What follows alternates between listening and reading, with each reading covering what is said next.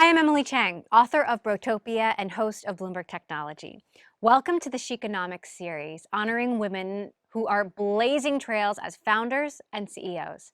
Today, I'm joined by Jenny Ju, CEO and founder of Triangle Home Fashions, a designer, manufacturer, and wholesaler of pillows, beddings, curtains, and more.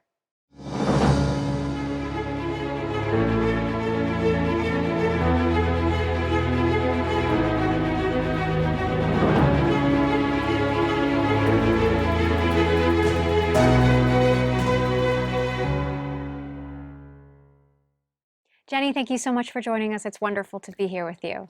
Thank you for having me. So you grew up in the province of Shandong in China. What was that like?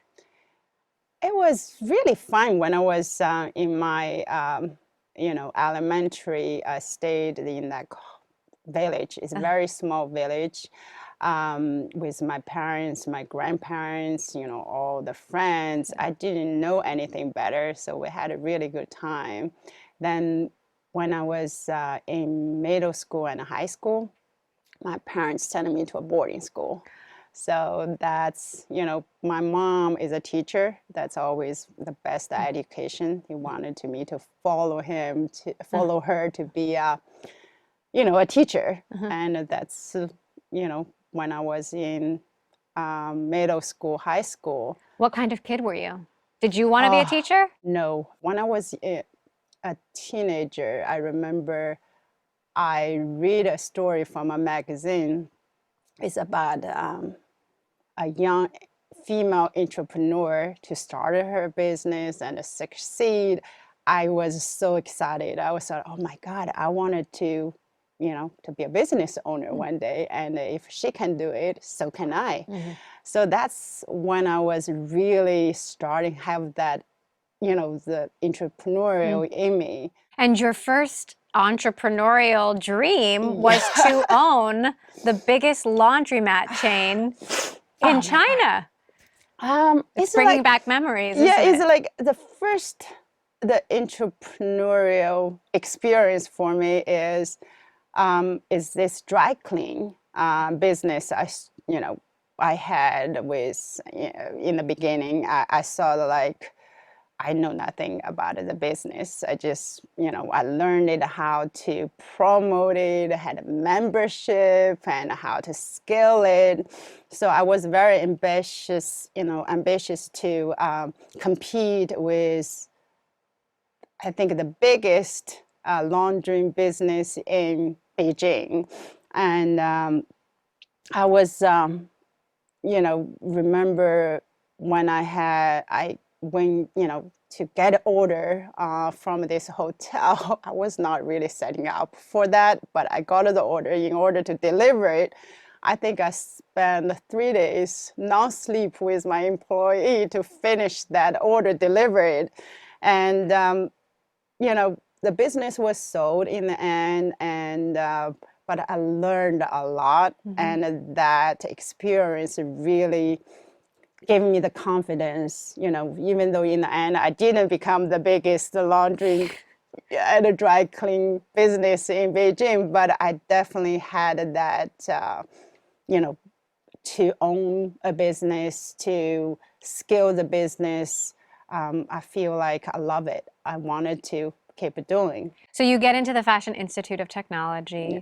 You can't study fashion design, but you have to study home textiles instead. Yeah, so I learned, I think before I graduate, I find a job in a major supplier in the home fashion industry. I worked there for 4 years, and in 2008, I thought I had a better way to do business, and I had a vision to, create the beautiful, affordable luxury with the unique design, great quality, exceptional service. So I thought I'm gonna start it. I know even in the 2008, it was. How do you even start a business like that? What was the very first thing you did? It's a very difficult decision, and because to start that new business during the financial crisis by quitting my six-figure stable job and a soon-to-be single mom with 1-year-old baby was very scary. And I always loved, I think, risk taking. I thought, this might be the hard time, but I always a firm believer, the hard time is the time for you to get ahead if you can survive through this. So that's kind of, I thought I gonna do it. And that's how I started. And in the beginning is really, find the location, find a sales person, and it's really very a naive way. And I thought, okay, I'm gonna build a beautiful product, and I do have the manufacturer relationship, and it's very,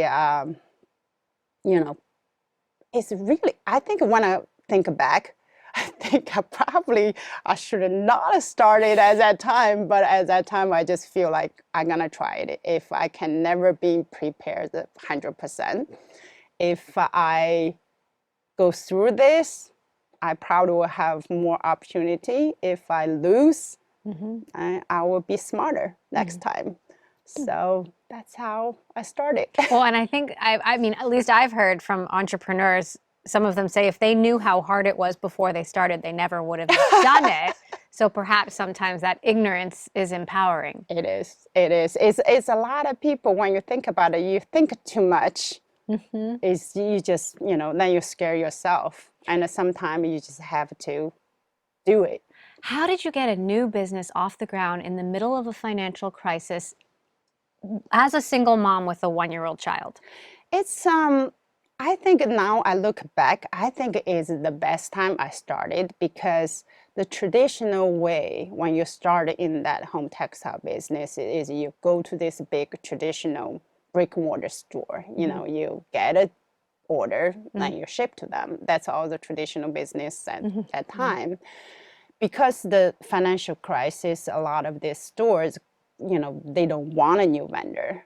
So that's really the challenge, is really, make me to think what's another way to do business in this field. So that's the e-com. Actually, that time, not so many people even wanted to do e-com business with drop ship the order, because you have to own the inventory, then you have to start your own design. There's nothing guaranteed.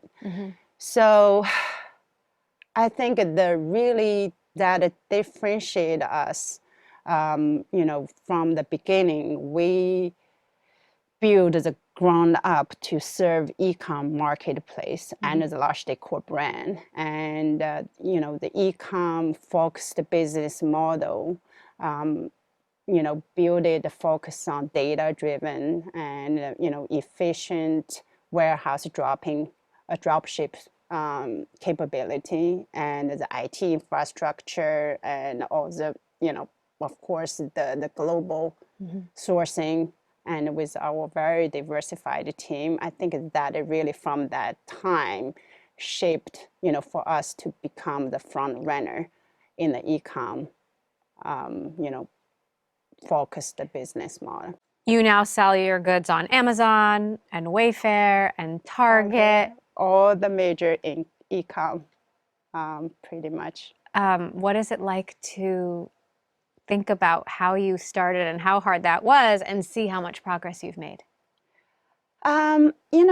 It's very, I think I used to be, when I was, doing the first 8 or 9 years business, you just self-grinding. I think one of the biggest difficulty is the lack of the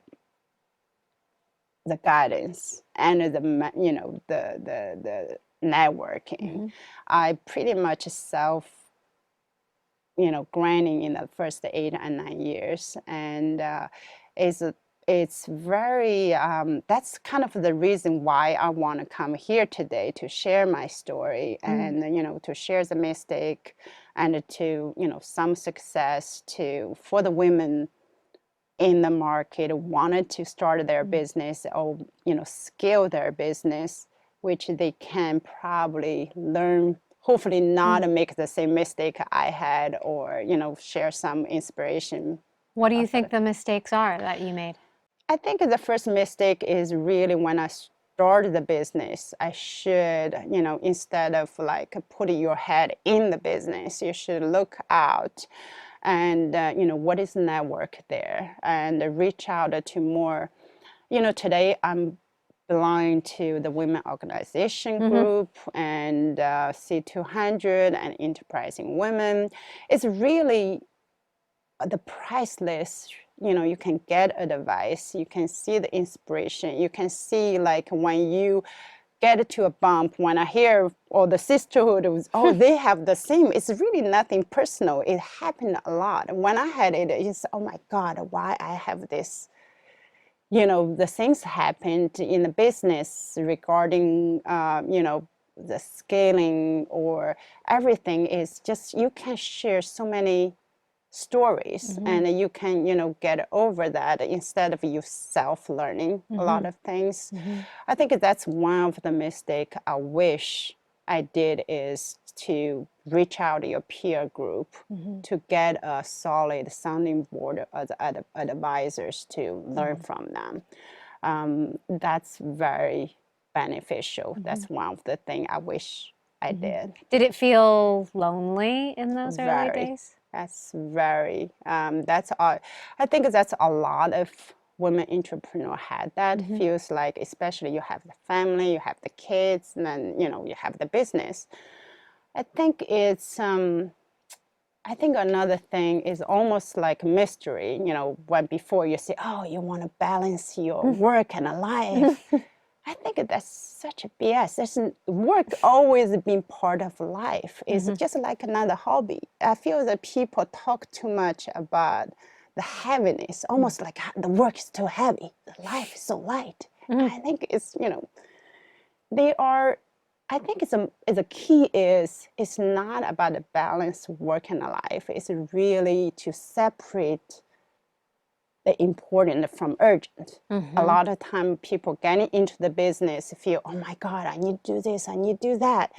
That's really getting burned out. But if you really separate out what is really important to you, if you have to go to a kids activity, you should go. And for certain urgent stuff, that's a lot of time I learned it is right now is how to let delegate, how to let other people help you, because you cannot do it yourself, whether you're small or big. You always either you reach out to, your peer for some advice, or I think sometimes it's really beneficial to hire for your weakness. Then you can really put your more time, focus on your strengths and grow faster than just self-grinding on a lot of things you're not good at it. So delegate and hire to support your weaknesses. Yes. How did you manage as a single mom and dealing with all of the things a founder and a CEO needs to do? I mean, how did you do it? I think, that's kind of the mistake I had in the first 8 years, 9 years. You did it, by the way, so maybe you made some mistakes, but you also did a lot of things right. Yeah, now I think, when I started in the 2018, actually 2017, I started getting a lot of calls, say, do you want to sell your business? I thought this is all the, spam. I didn't really look at it. Then one day I was just happy, I saw one of the emails, I just Google it. Oh, who is this people? And this is one of the, big a private equity firm. So, I thought this is legit. So I did have a call with them, and then that's I started. So, I was close to the burnout at that time. Just like the business grew very fast, and I saw so much opportunity. But there's also, I need a big warehouse. I need more people to do it. I was 100% owned by myself at that time. I thought, in order to really scale, I need to do something. I needed some help. So that's kind of I started working on the MA. And after a whole year, I learned with, I did my first transaction with the TZP Group in New York. And so from there I learned a lot is really regarding delegation. We're talking about all the key women risks. So it's, I started really self-reflecting and see, okay, if we want to grow from here to the next level, I needed to learn how to delegate, and I needed to have the clear vision how to communicate with my team to get us to somewhere. So did you manage to fend off burnout? that's, I think after that I did really starting to learn how to separate the important from the urgent. Not that you put the fire every day. That's really, a lot of fire is urgent things. You should let your team to do it. You should not putting the fire if you want to grow your business every day. So that's, I started really focus on building my team, focus on the vision, where the company, what we should go, what's the goal should to, what is our goals. What's been the impact of the pandemic on your business, especially given the supply chain issues? Right. I think the COVID put a lot of challenge on a lot of the business. I think for us is good and bad. I think the good part is because of the pandemic, a lot of people stay home and then started looking in their house. They want to do the, renovation, decoration. So there's a certain demand in our sector, a lot of demand. The difficulty is because supply chain, how you're gonna be really meet that demand. That's one of the things when I tell my team, I always believe, when you have the hard time, that's the time you can get ahead of everyone. So that's what we did is, we tried to look at the inventory, and because the ERP system and the data we have, so we can be really forward thinking to get the inventory here. While in our industry, a lot of inventory level is like 70%, ours is up 90%. Wow. And, that's all because we have a very nimble, the global sourcing and strong China office team. And it's been, I think it's a blessing for us go through this COVID and still growing a lot. And in the meantime, I think is really give us a good foundation for the next years to come. Where do you think the business will be in 5 years? So it's very exciting, actually. It's, in the last 10 years, we kind of build this winning recipe. So how to operate the multiple category in the home categories too. So we wanted to, in the next 3-5 years, we wanted to build this large tech core platform by focusing our core strengths in a core category, then expanding into the other home categories to build this complete the room strategy, which is, when the customer will look at us, we can build for every room, whether from living room, bedroom, bathroom, outdoor. And with the curated lifestyle, also we have the life staging from a baby to the kids to the teens, all the way to 55 empty nesters. So that's kind of the goal we wanted to do. Of course, regarding revenue wise, I would love to do a 10-figure business. It's really a matter of time. So the good thing is we have a really good, clear vision for the whole team and where we want it to be. So it's going to be very exciting for us. So when you look back on it all, what are you most proud of? I think the most proud of is really building this, it's in the initial, when I first started this business, personally, I wanted to, okay, I want a financial security, getting that. Then evolving into, I worked with almost 10, 13 years with my team, really build this diversified team. Is, our team is very dynamic. We have over 60% women and from 8 different races. We counted, we probably speak over 11 different languages. Wow. I think if the most proud of things probably is, the team we build together. And I really hope, it's gonna carry on into the next stage. And that's probably one of the most proud thing, I would think. That is certainly something to be proud of.